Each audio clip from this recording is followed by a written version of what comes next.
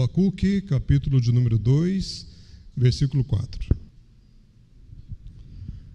Nos diz assim a palavra de Deus: Eis o soberbo, sua alma não é reta nele, mas o justo viverá pela sua fé. Vamos ler todos juntos? Eis o soberbo, sua alma não é reta nele, mas o justo viverá pela sua fé. Só a última frase, só a última expressão. Vamos ler mais forte, tá? Vamos lá?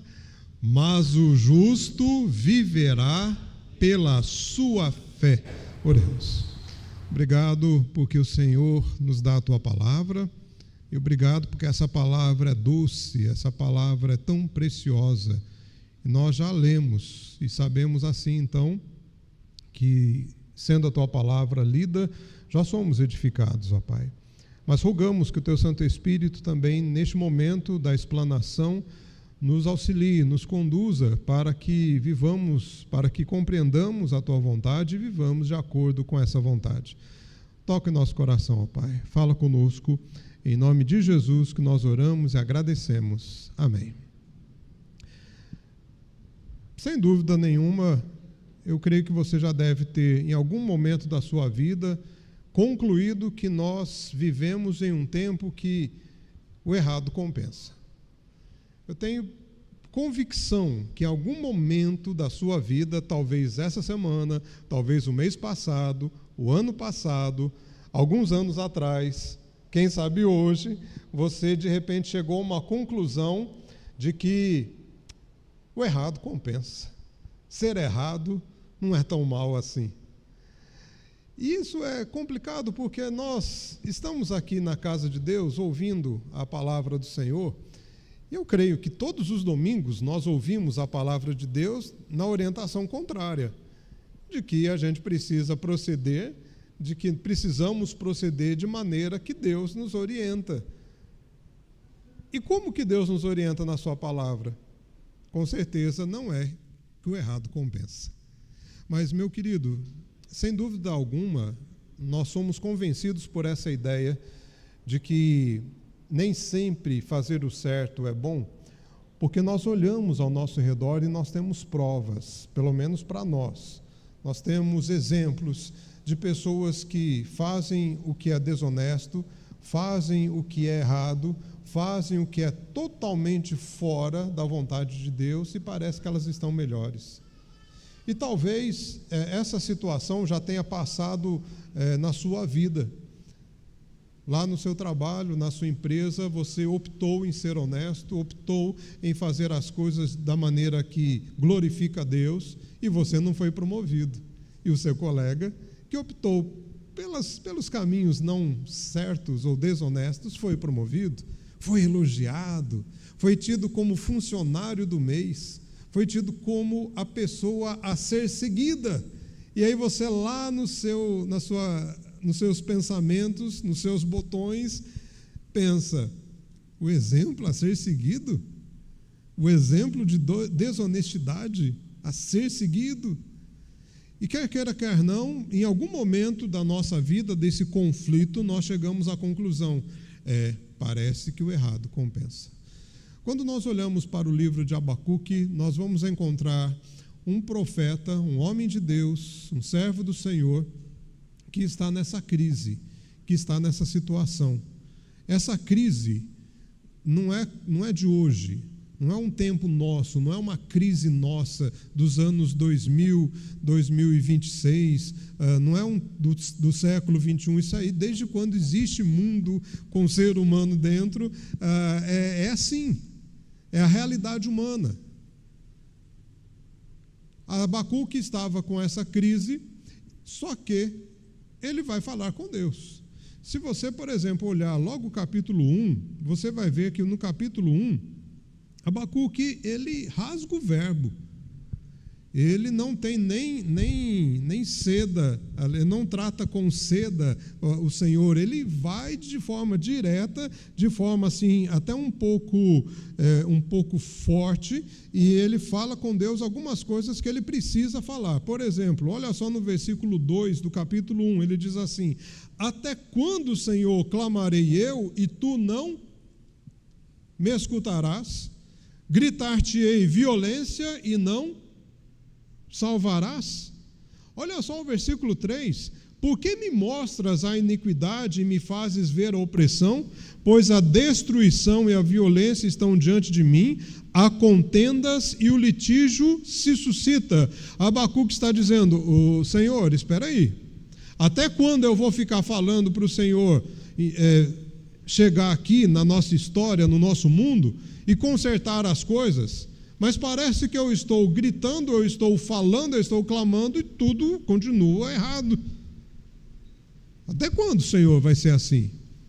Em outras palavras, é como se Abacuque estivesse dizendo assim, o Senhor está ouvindo? O Senhor tem me ouvido? As minhas orações estão chegando aí? Ou o Senhor está ignorando as minhas orações? A ousadia do profeta é grande. E olha só ainda o versículo 4, ele diz assim, por esta causa a lei se afrouxa e a justiça nunca se manifesta, porque o perverso cerca o justo, a justiça é torcida. Abacuque está falando da lei. E que lei é essa? É a lei de Moisés, é a palavra de Deus. Lembrando que Israel, mesmo que tinha os seus reis, ainda seguia um governo teocrático, porque a lei era a própria palavra de Deus, os próprios 5 livros, por isso que são chamados 5 livros da lei, ou Pentateuco, porque eles eram livros de orientação litúrgica, livros de orientação teológica, e por isso que é para nós também, mas também eram livros de orientação constitucional civil, servia de base para as questões do dia a dia. E Abacuque está dizendo, a tua lei está frouxa. A justiça, por causa disso, não se manifesta, ela é torcida, e o perverso se dá bem e o justo se dá mal. Então, Abacuque está numa conclusão que, em algum momento da nossa vida, nós também concluímos, se talvez você não esteja nessa conclusão hoje, de que parece que o errado compensa. Meus queridos, o livro de Abacuque, nós não temos uma data precisa de quando ele foi escrito, mas provavelmente foi escrito antes do ano 586 a.C. O ano 586 a.C. foi a data do cativeiro babilônico, quando os babilônios entraram em Jerusalém e tomaram então a nação. Abacuque foi escrito, pelo contexto, alguns anos antes. E é justamente isso que aparece no livro. Porque a dinâmica do livro é nesse texto aqui que a gente leu, do capítulo 1, versículo 1 a 4, Abacuque orando. Aí Deus responde, no versículo 5 até o versículo 11, Deus responde. E sabe qual que é a resposta de Deus? Abacuque, é o seguinte, pode deixar, eu vou consertar esse povo aí. Sabe o que eu vou fazer? Eu vou trazer os caldeus, ou os babilônios, para acabar com tudo. Então, Abacuque orou para que a violência parasse. Aí Deus fala, eu vou trazer os babilônios para fazer mais violência. Vai ser um show de horror. Aí sabe o que Abacuque fez? Ele ora de novo, versículo 12 até o capítulo 2, versículo 1, e fala assim, Senhor, espera um pouquinho. Aí também não. Não, aí o Senhor está exagerando. Tudo bem, o pessoal aqui tem um povo ímpio. Tá certo, o Senhor mandou essa resposta, mas essa resposta está exagerada. Agora o Senhor vai acabar com tudo? Não é todo mundo que não presta aqui. Tem uns que são realmente assim frouxos na lei, mas tem uns que são justos. Tem alguns que são justos. Vai todo mundo sofrer. E então Deus responde, e é essa resposta que faz parte do versículo 4. Sabe o que Deus diz? Deus dá uma ordem primeiro a Abacuque. Deus fala assim, faz o outdoor. Vai lá, faz o outdoor. É o primeiro registro que a gente tem notícia na história de outdoor. Está aí, eu não estou inventando não, está no versículo de número 2. O Senhor respondeu e disse, escreve a visão, grava sobre tábuas para que a possa ler até quem passa correndo. Outdoor, você sabe que é para dar um aviso, uma propaganda, que você correndo, você bate o olho e recebe a informação. É isso. E Deus fala assim, põe lá no outdoor, porque isso vai acontecer, vai ser desse jeito. E aí é que vem o versículo 4. Então, o versículo 4 é uma resposta de Deus já a duas intervenções de Abacuque, dizendo assim: vai ter violência. Eu sei das coisas erradas que estão acontecendo aí. A maneira pela qual eu vou resolver isso é trazendo sim os caldeus. São soberbos, mais soberbos do que esse povo que você reclamou primeiro. Mas o justo viverá pela sua fé. É nessa perspectiva, então, que compreendemos que nós, sim, podemos viver em um mundo que parece que o mal dá certo. Como viver pela fé em um mundo que parece que o mal dá certo? Primeira questão, a primeira resposta para essa pergunta é lembrar que a soberba é uma marca registrada de quem deseja tudo menos Deus. A soberba é a marca registrada de quem deseja tudo menos Deus, então lhe sobram ais. A primeira resposta, como viver pela fé em um mundo que parece que o mal dá certo, é entender que a soberba é uma marca registrada de quem deseja tudo menos Deus, então lhe sobram ais. Já já a gente explica o que são esses ais. O versículo 4, ele nos apresenta o soberbo. Diz aí: eis o soberbo, sua alma não é reta nele. Essa expressão eis é mais ou menos como a gente fala assim: olha só, viu só? Lá em Minas eles falaram assim: tem base? Tem base, você está vendo? Olha só que absurdo. Então a apresentação aqui no versículo 4 é: eis o soberbo, olha aí, olha no espetáculo do mundo, eis o soberbo, olha só o soberbo, você viu só o soberbo? Tem base o soberbo? Existem, e não estão em extinção, e talvez sejam mais do que a gente pensa. Então Deus aqui no versículo está revelando para nós que neste mundo mal, que parece que ser mal dá certo, tem os soberbos que aceitam viver de forma má ou completamente contrária a Deus. E são essas pessoas ou esses soberbos que nós olhamos e às vezes achamos que nós temos que ser como eles. Nós olhamos para os soberbos, para aqueles que não estão nem aí com Deus, que não respeitam a lei, não respeitam ninguém, não respeitam seus pais, não respeitam nada. E muitas vezes nós olhamos para eles e falamos: o mundo parece que é isso, dá certo é ser mal, então eu vou ter que ser soberbo também. Aí Deus fala: olha só o soberbo, está aí o soberbo, a sua alma não é reta nele não. O que na verdade Deus está nos falando é que a soberba evidencia que a alma não é reta, ou seja, não dá certo. É um projeto falho, é um projeto falido. A soberba é a opção do mundo para quem acha que tem que ser mal para se dar bem. Aí Deus fala: projeto falho, você não vai se dar bem, você vai se dar mal, você vai ficar na pior. É isso que diz, é isso que quer dizer o versículo: a sua alma não é reta nele, ou seja, não vamos olhar para o soberbo ou para a soberba tentando encontrar nessa alma coisa boa, porque coisa boa não tem nessa alma. Não funciona, está errado, está desvinculado de Deus. Se está desvinculado de Deus, não tem como dar certo. Então, não pode ser considerado um modelo ou um parâmetro de vida. O sentido do texto é: a sua alma não é reta nele porque é errada e o seu final é trágico.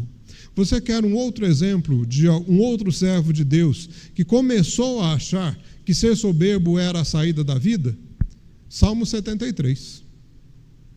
Você pode até abrir aqui, agora e ler ou olhar alguns versículos.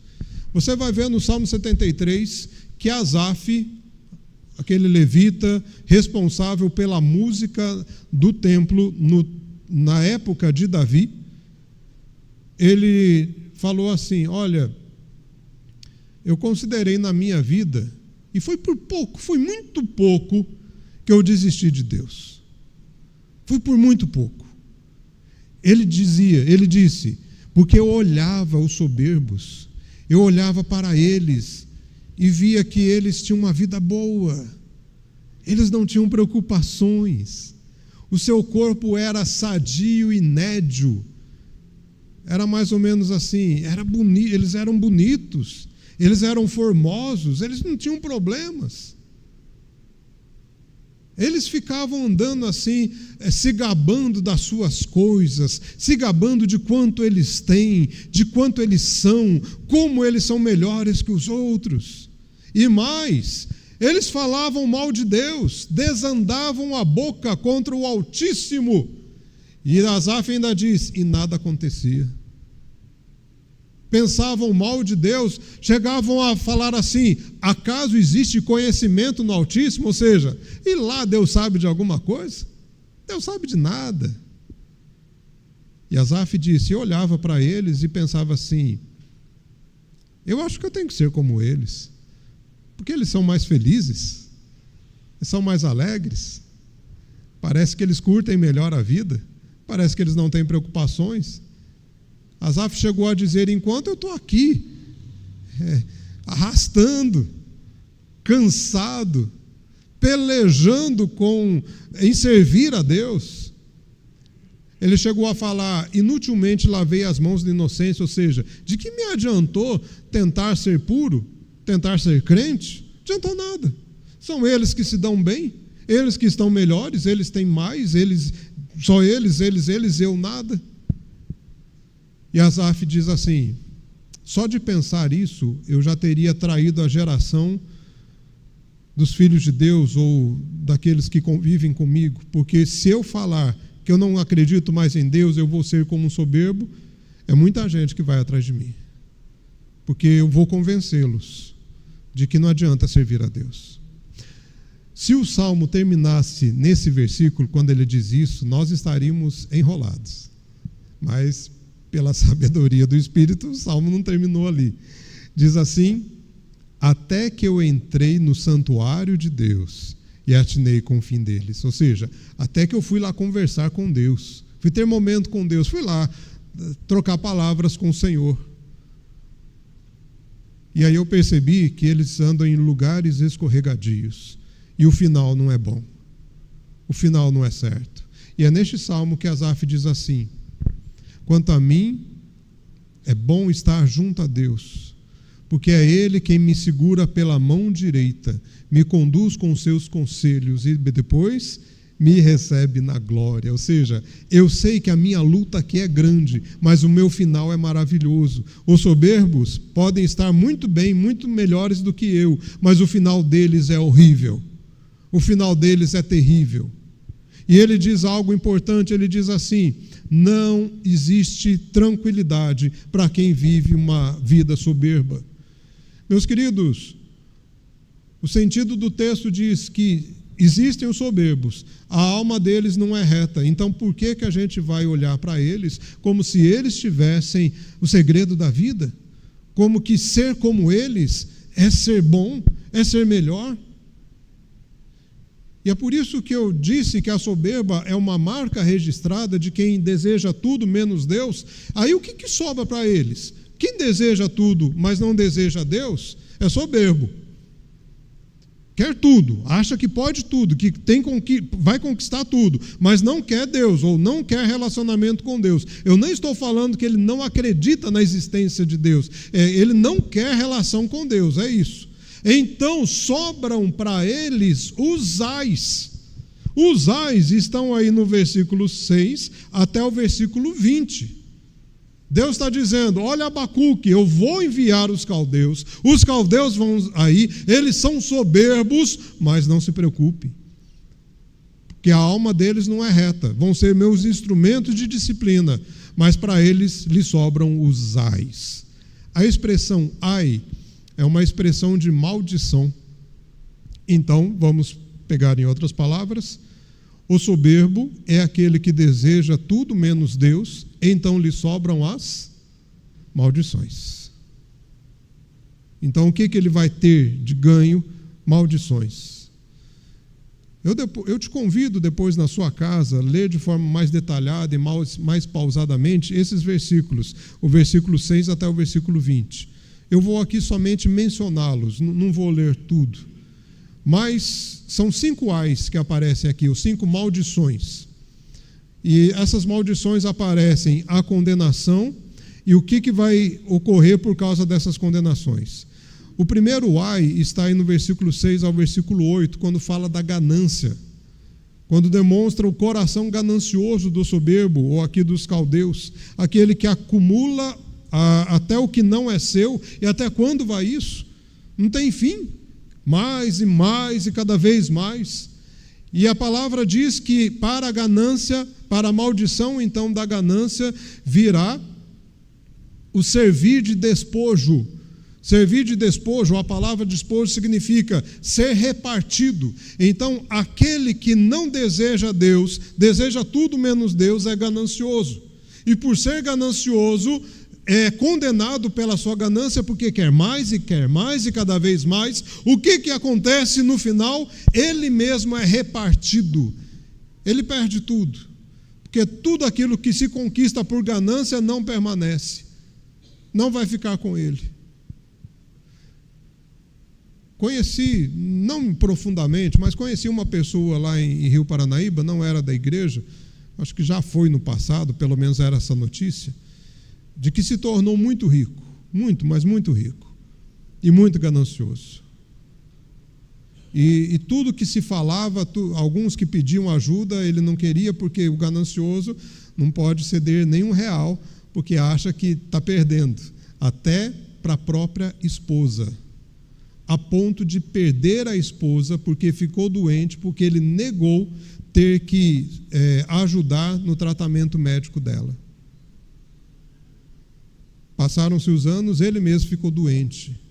Adivinha o que ele começou a pedir?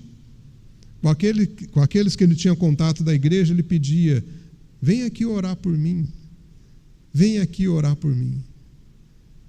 Eu não sei o que aconteceu com ele, eu não sei mais a história, me mudei de lá. Mas pegando essa situação, uma situação triste. O ganancioso vai ter perdas, perde a sua própria esposa pela irracionalidade da sua ganância. Perde tudo que tem, porque tudo que tem não é nada. Não lhe garante felicidade, não lhe garante saúde. Mesmo tendo muitos e muitos recursos que ele não quis gastar com ninguém, mas poderia gastar com ele, a doença que ele sobreveio não foi interrompida porque ele tinha recursos. Ai daquele que acumula, e até quando vai acumular?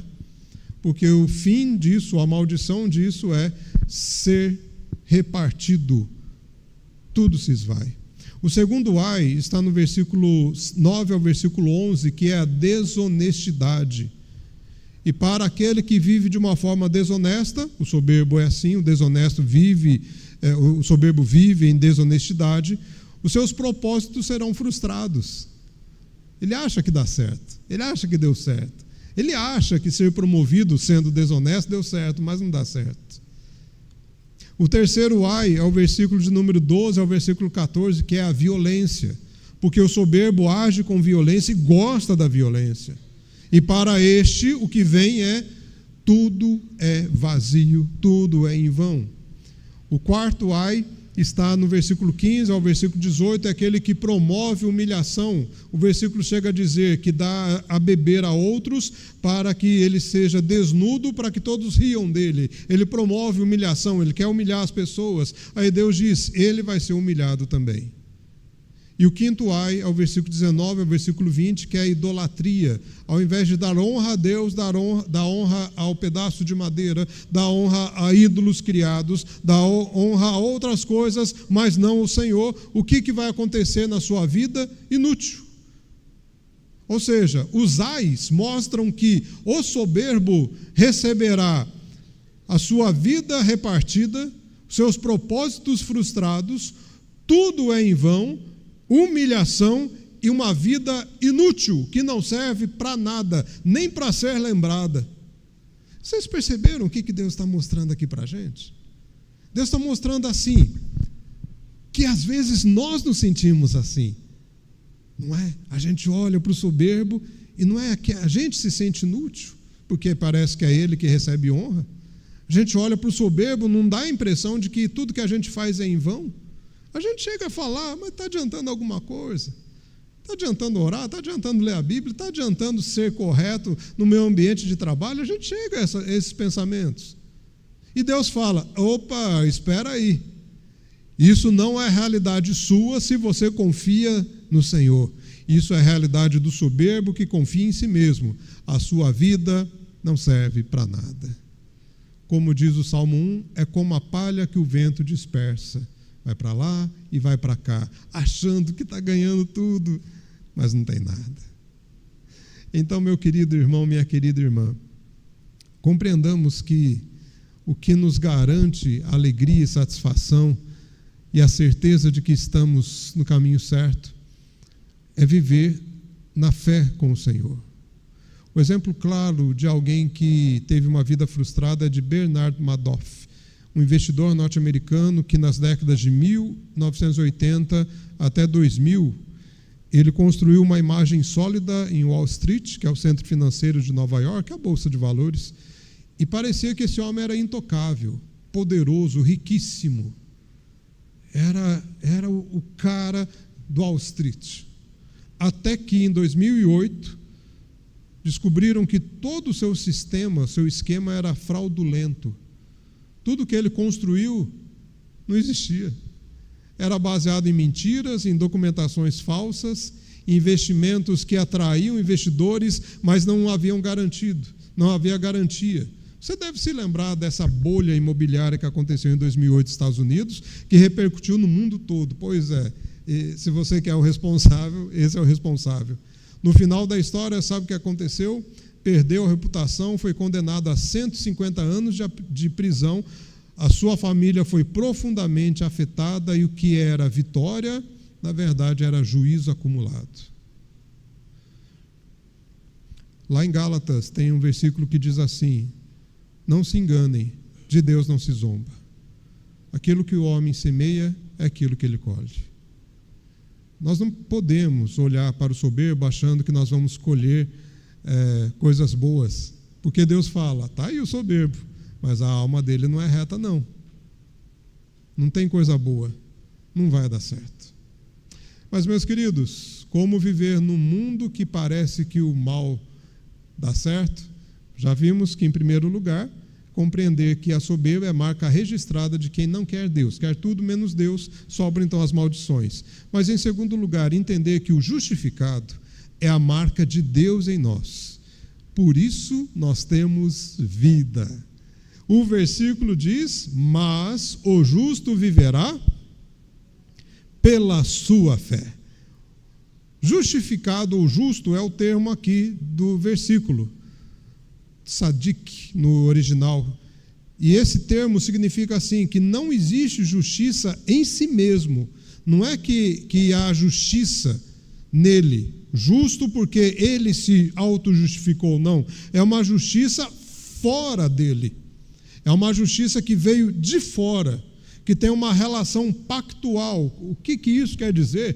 Quer dizer que houve um acordo em algum tempo lá atrás, e nesse acordo, no pacto, foi garantido que aquele que foi alcançado pelo pacto, pela aliança, é justo, é justificado. Ou, para compreender melhor, Deus garantiu que se Ele te adotou como filho, como filha dele, você é justo, justificado. Não porque você fez alguma coisa boa, não, mas porque Ele te justificou pela obra de uma pessoa fora de você mesmo. E nós bem sabemos que então nós somos justificados, ou somos considerados justos, pela obra de Cristo. Vamos pegar então o versículo de novo. Mas o justo viverá pela sua fé. Ou seja, a condição de viver no mundo, mesmo que parece às vezes que o mal dá certo, é viver sendo justo, não justo por si mesmo, mas justo porque Deus te justificou. Éramos pecadores, não servíamos para nada, Deus foi lá e nos justificou pelo sangue de Jesus. Então você agora é justificado. estamos numa condição diferente. Estamos em um status diferente. Por isso que Deus fala, o soberbo está aí, a alma dele não é reta, mas não olha para isso não. Não se enganem. Não achem que há felicidade nele, não tem felicidade, porque nada nele é concreto ou real. Você é justo, você foi justificado, você está num patamar diferente, você está no mundo que te engana, no mundo que te ilude, mas você já está bem, porque você está em minhas mãos. Jesus disse, Pai, todo aquele que o Senhor me deu, eu não vou jogar fora. Estão aqui nas minhas mãos, eu de modo nenhum vou deixar ser lançado fora, ou vou deixar cair. Então, estamos já nessa situação. Você compreende? Não é alcançar a justiça, você já é. Mas pastor, eu ainda sou pecador, eu tenho muitas coisas. Não, você já está. Você já está nessa condição de justificado pelo sangue de Jesus. Isso que é a manifestação da graça de Deus. Isso que é a graça do Senhor. Então, isso deve nos levar a uma vida de reconhecimento da ação de Deus, a uma vida de gratidão, a uma vida de humildade, a uma maneira de viver de forma intensa a vida de verdade, que é a vida de Deus. E é por isso que nos faz crescer em fé. O justo viverá pela sua fé. E aí a gente precisa dar uma pausa e entender que fé que é essa. Se Abacuque está dizendo, ou recebendo de Deus a orientação que os caldeus virão, que os babilônios virão, e Abacuque, mas você vive pela sua fé, não quer dizer assim, beleza, então vou ter pensamentos positivos de que tudo vai dar certo, que os caldeus não vão me ver, não vai acontecer nada comigo. Não, não é isso. Tem muita gente que às vezes se engana. Fé não é pensamento positivo. Fé não é assim, vai dar certo, vai dar certo. Não é. Fé não é determinar o que eu quero. Senhor, eu determino que esse trem aconteça do jeito que eu quero. Não é, isso não é fé. Pode ser desejo. Mas eu tenho fé que isso vai acontecer. Desculpa, meu irmão, reveja a questão. Você pode ter o desejo, você pode até pedir para Deus o que você quer, mas a fé não é a certeza de que as coisas vão acontecer do jeito que eu quero. A fé é a certeza de que eu tenho um Deus que sabe o que está fazendo, que não perdeu o controle das coisas.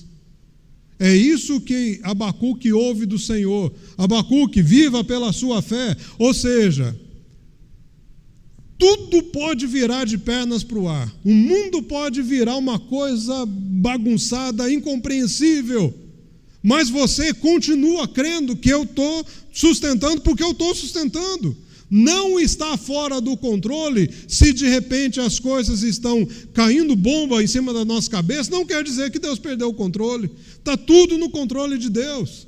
Mas o contexto, Senhor, é difícil. Mas eu estou no controle. O justo vive pela sua fé no Senhor, pela sua fé no Deus que existe, que é o melhor, que é e que sustenta todas as coisas que existem por Ele e para a glória dEle. Viver pela fé, meus queridos, não é uma certeza em si mesmo, mas uma esperança no Senhor e descansar no Senhor, entendendo que a condução do plano está tudo certo, mesmo que para nós pareça que está errado, mas está tudo certo. Os israelitas no deserto precisavam ter compreendido isso e demoraram para compreender. Não tinha água, não tinha comida, não tinha nada. E falavam de Deus, o Senhor não sabe conduzir a gente. A ponto de Deus falar assim, muito bem, então vocês ficam no deserto. Quem tem 20 anos para cima vai ficar por aí mesmo. Os outros vão ter uma mente renovada e eles vão entrar na terra prometida. O que Deus está mostrando? Está mostrando, eu sei conduzir o meu povo. Eu não me engano. Eu sei o que eu estou fazendo. Discípulos no meio do mar, tempestade, naquele barquinho de pesca que não tem garantia de segurança nenhuma. Vamos morrer, vamos morrer. Jesus chega e fala: que isso? Não tem nada disso não. Pedro fala: é o seu Senhor, eu quero andar, então vem, Pedro. E Pedro andou por sobre as águas, até o momento que de novo viu o tamanho das ondas e começou a afundar. E Jesus pergunta: por que você duvidou? Ou seja, por que você tirou os olhos de mim? Mas sabe o que é surpreendente no texto? É a continuação dele, que diz: chegaram do outro lado, porque Jesus falou: vamos para o outro lado. O que é uma tempestade no meio do mar, se Jesus garantiu que eles chegariam do outro lado? Vocês compreendem? O que Jesus está nos dizendo é que nós precisamos viver pela nossa fé naquele que é, naquele que tem poder para sustentar todas as coisas. Não é o câncer que vai me desanimar, não é o desemprego que vai me fazer desesperar, não são as perdas que vão me fazer desistir, porque nós temos um Deus que nos sustenta no desemprego, no câncer, nas perdas e em qualquer contexto, seja ele o mais difícil que passarmos. O nosso Deus sabe o que está fazendo e nunca vai perder o controle das coisas. O justo viverá pela sua fé no Senhor.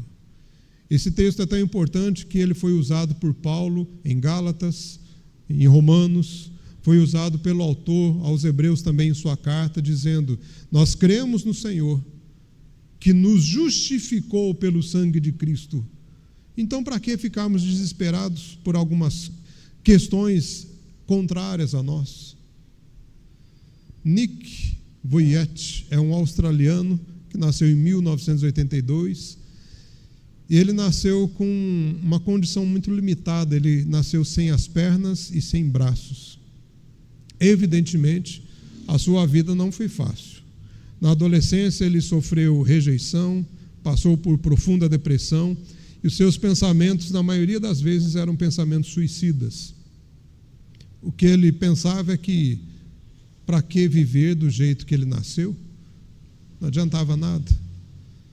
Mas Deus encontrou Nick, falou com Nick, revelou-se a Nick. E Nick, então, confiando no Senhor, encontrou o propósito, formou uma família e compreendeu que a sua limitação não era a limitação para a obra de Deus. E Deus o chamou, então, para pregar o Evangelho e se tornou um pregador em diversos países, conferencista internacional. Se você tiver curiosidade, depois pesquisa lá e veja só um pouco sobre Nick. Alguém que entendeu que viver pela fé não é ter mudanças de contextos ou de limitações, mas é confiar no Senhor. É confiar em Deus, sabendo que Deus, nas nossas dificuldades, carências e limitações, nos usa. Eis o soberbo, eles estão aí. Você vai encontrar com eles amanhã no seu trabalho. Eles estarão lá. Eis o soberbo, estarão lá na sua sala de aula. Eis o soberbo, estarão lá na sua vizinhança, nos apartamentos talvez vizinhos aos seus. Eles estarão lá. Mas Deus fala: mas não olha para ele não como modelo de vida, por mais que ele quer te passar essa ideia, porque eles não são. Confia em mim. Eu te dou a condição de ser justo, de ser justificado. Eu te dou a condição de crer em mim. Meus queridos, porque Jesus é quem sustenta a nossa fé. Nós temos a fé e podemos viver por essa fé, porque Jesus é o autor e consumador da fé. A nossa vida Ele quem nos sustenta, e Ele é a certeza. Jesus é a certeza de que em nossas vidas a bondade é presente, mesmo em um mundo mau. Como viver em um mundo que parece que ser mal dá certo? Não olhe para o mal, não olhe para o soberbo, olhe para Jesus. Ele é a certeza da bondade. Ele é a prova viva de que Deus é bom, porque Ele é o próprio Deus bom que está conosco, que mora conosco, que está lá na sua casa, que está no seu trabalho, que está na sua sala de aula, que está onde você for, é Ele quem está com você. Ele é bom. E por isso, mesmo que o mundo é mau e vai ser mau até o dia da volta do Senhor, nós não estamos isentos da bondade do Senhor, porque Jesus está com você, Jesus está conosco. Amém. Vamos orar? Pai bondoso, nós agradecemos ao Senhor pela oportunidade que o Senhor nos deu de estarmos aqui e ouvir essa palavra tão preciosa e tão graciosa. Nos ajuda, ó Pai amado, a viver pela fé, não em nós mesmos, mas pela fé em Cristo, para que sejamos assim mais vívidos e mais intencionais na nossa vida com o Senhor. Nos auxilia, ó Pai amado, a compreender que o que está ao nosso redor não é sucesso, não é o modelo para a vida, mas o que está em Ti é a certeza e a convicção de que somos bem cuidados e estamos com o Senhor, estaremos sempre com o Senhor, até o dia que o Senhor voltar e nos levar para morar eternamente contigo, sem mais sofrer as dificuldades deste mundo mau. Ó Deus, muito obrigado e em nome de Jesus que oramos. Amém.